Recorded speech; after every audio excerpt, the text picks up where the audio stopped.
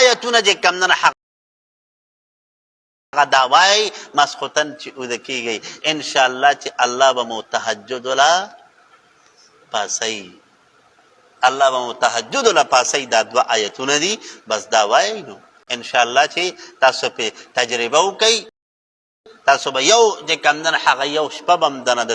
تهجد مون مخکې چې کم صورت تاسو وې کنه د سورۃ کهف د دې د اخیرنی درې آیتونه چې دي قل لو کان البحر مدادا لکلماتي ټیک شوه درې دي که دوه دي تقریبا دوه دي دغه دوه آیتونه چې کم نه حق دا وای مسخوتن چې اوده کیږي ان شاء الله چې الله به مو تهجد ولا پاسي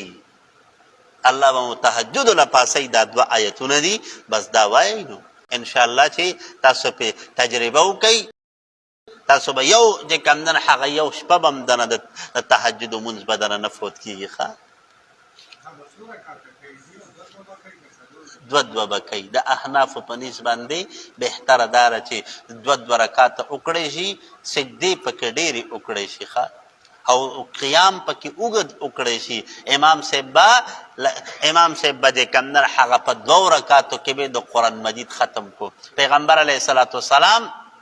هغه چې کم نه هغه څلورم کړي دي شپږم کړي دي اتم کړي دي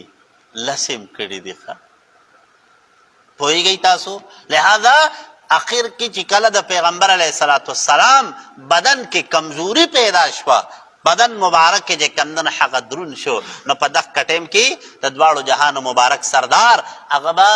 څلور رکعاته به کول چې په ولاړه به نشو کول نو خیر په ناسته به کول خو خامخا هغه تهجد به لازم کول تهجد به لازم کول نو لمونږه تاسو لم پکار دي چې په ځان دې دغه شی لازم کو ښه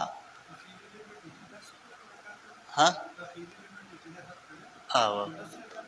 لستی دولستی تر دولسو پورې چې کم نه دغه کیدی شي بعضې علما لیکي چې سره د وترو نه دولس کولی شي نو بعضې علما لیکي چې نه دا بغیر د وتر دولس کولی شي وترو سره به بیا 15 شي ځکه وتر اکثر پکار دا ده چې یو سړی چې کم نه هغه تهجد لپاسي نو هغه د وتر مؤخر کی ٹھیک شوه بل روایتو کې راځي وایي دا اخرنی مونځ چې کم نه هغه دا د وترو ادا کړی شي خو مونږه تاسو څه پته لګي